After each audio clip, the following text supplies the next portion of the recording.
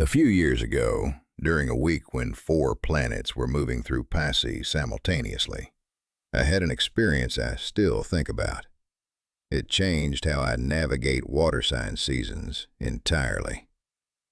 I was working on a project that had clear deadlines, defined steps, a spreadsheet with columns and rows and due dates. Everything was organized. The plan was sound. And I could not make myself execute a single step. Not procrastination, not resistance. Something more fundamental.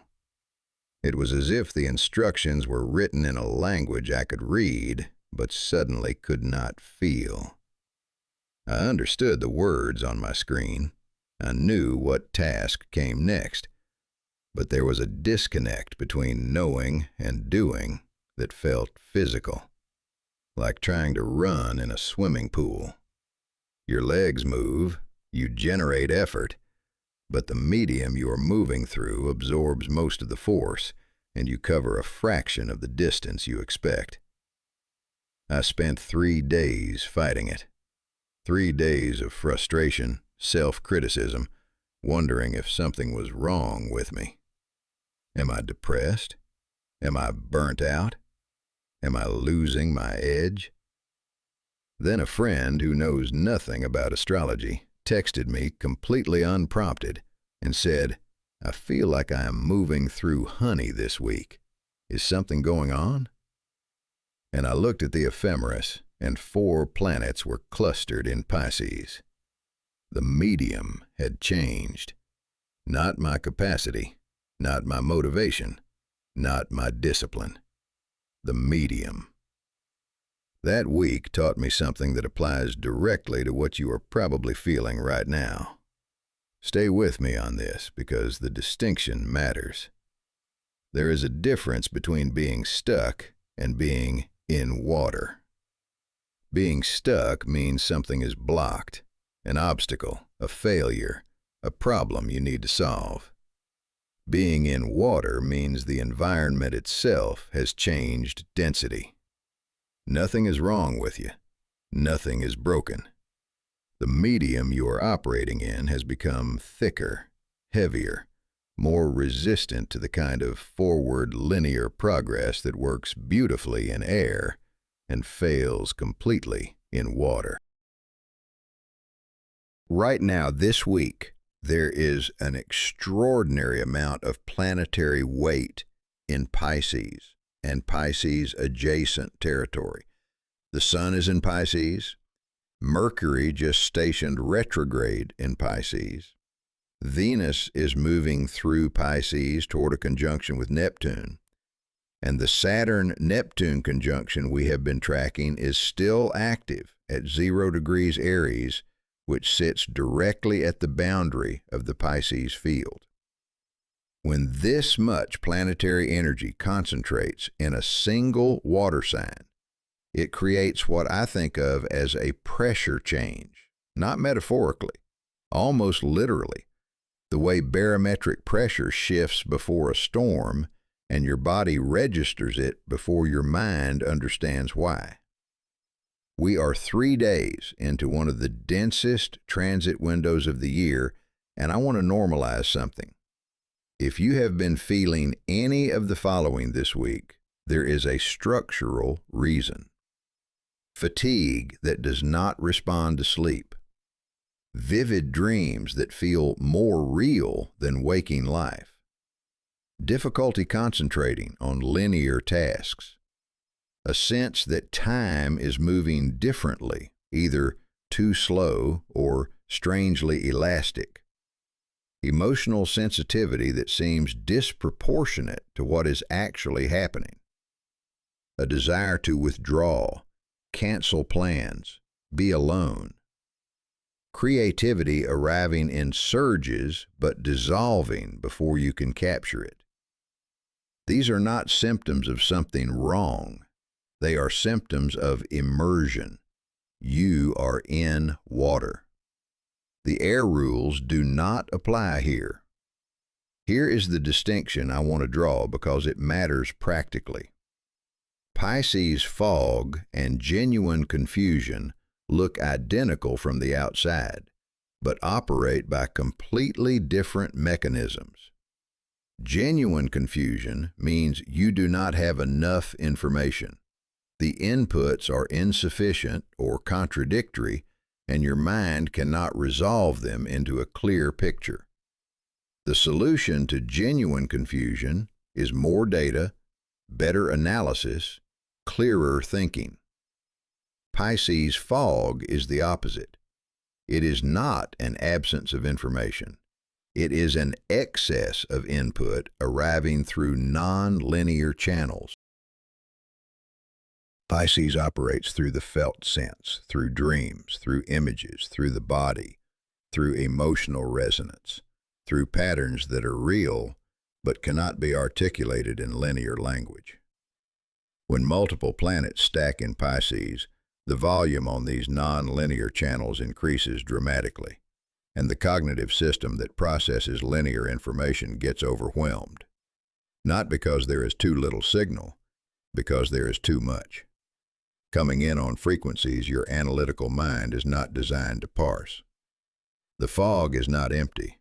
The fog is dense with information your body is receiving and your mind cannot yet translate. This is why fighting the slowness makes it worse. When you feel foggy and force yourself to think harder, to push through, to apply more analytical pressure, you are trying to solve a water problem with air tools.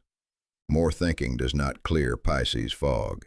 It intensifies it, because the cognitive effort generates noise on the very channel that is already overwhelmed. You are turning up the volume on a radio that is receiving too many stations simultaneously.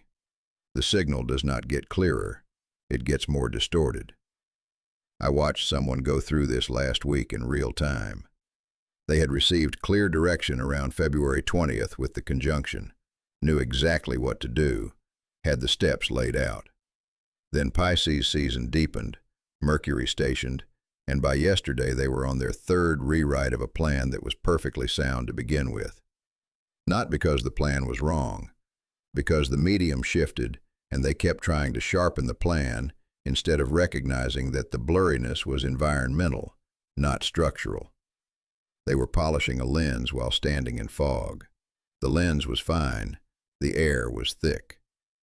What clears Pisces fog, and I have tested this repeatedly during heavy water sign periods, is reducing cognitive load and increasing sensory engagement. Walk without a destination. Sit in water if you have access to it, a bath, a pool, even rain. Listen to music without lyrics. Draw without a plan. Cook without a recipe. Sleep when your body asks for it, even if the timing seems unreasonable. Let the non-linear channels process at their own speed. The clarity arrives. It always does during Pisces transits. But it arrives on its own schedule, in its own language, and usually not in the format your analytical mind was expecting. I have a rule during heavy Pisces windows. No major decisions before noon.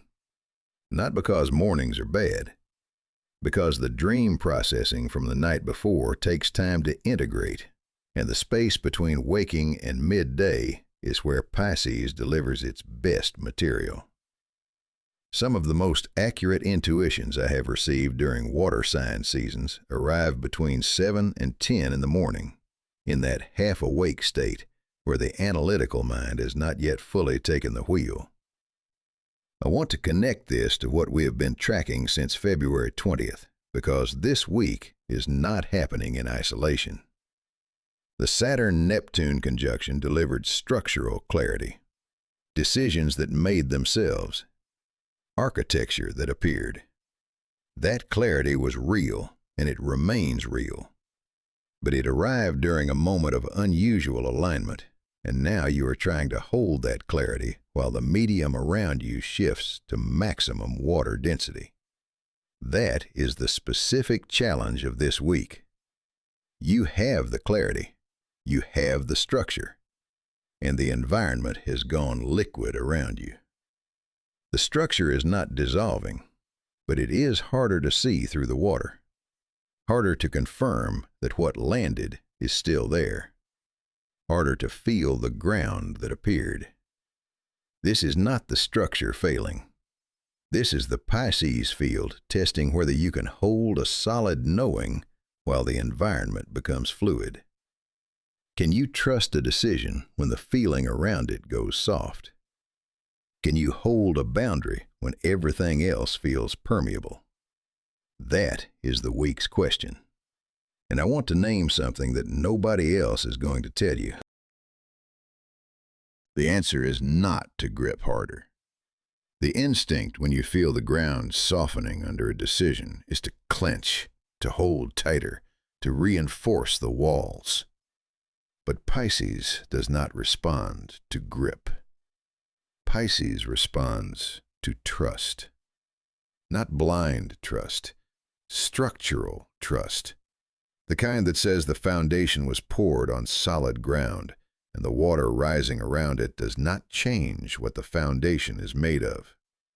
Concrete does not dissolve in Pisces water. It gets harder to see, but it is still there. I have been watching how different people respond to this particular combination, and two patterns have emerged. The first group is fighting the water, pushing harder, working longer hours, scheduling more meetings, trying to force linear progress through a non-linear field. These are the people who will arrive at the end of this week exhausted, frustrated, and behind where they started. Not because they lacked effort, because effort applied against the medium is wasted energy. The second group is floating, not passively, attentively. They are letting the Pisces field carry them, paying attention to what surfaces, taking notes on intuitions instead of trying to force them into spreadsheets. Resting when the body says rest. These are the people who will arrive at the end of this week with unexpected insight, with creative solutions that appeared from nowhere, with a deeper relationship to the clarity that arrived on February 20th. Same week, same transits, completely different outcomes based entirely on whether you fight the water or swim with it. There is something I find beautiful about Pisces seasons that I rarely hear discussed. Every other sign operates by moving through space. Action, thought, communication, ambition, analysis. Pisces operates by changing the medium itself. It does not move you. It changes what you are moving through. And when the medium changes, everything that was optimized for the old medium has to adapt. The techniques that worked when you were walking on solid ground do not work when the ground becomes water. But new techniques become available. In water, you can float. On land, you cannot. In water, sound travels differently, further, faster. Distorted in some ways, but amplified in others. The things you hear in Pisces water, the intuitions, the dreams, the sudden knowing that has no logical source, those are real signals carried by a denser medium. They travel further and arrive with more force than they would in air. The problem is that most of us have been taught to distrust precisely the kind of information that travels best through water. Tomorrow, two things happen simultaneously that shift this energy dramatically. Mars squares Uranus. The planet of action collides with the planet of sudden disruption. At the same time, the Sun conjuncts the North Node, aligning identity with collective direction. That is not underwater energy. That is electrical. Lightning hitting the surface of the pool. Here is where it lands. The Pisces immersion you are experiencing right now is not ending tomorrow. But tomorrow adds voltage to the water. And voltage in water travels differently than voltage in air. I will walk you through both transits because the way Mars-Uranus interacts with Mercury retrograde inside this Pisces field creates a very specific window that lasts about 48 hours and changes the texture of everything we have been tracking. For now, a question to sit with, not to answer out loud, not to analyze, not to turn into a journal entry or a social media post, just to hold in the body, in the felt sense, in the water. What have you been receiving this week that does not fit the format you expected? What arrived as a feeling, an image, a dream, a body sensation that your analytical mind has been trying to translate into logic and failing? That untranslatable signal is not noise. It is information carried by water. And the water is trying to tell you something that air cannot carry. What is the water saying? Sit with it. The answer does not need words yet. That is the pattern this week. And now you know what you are swimming in.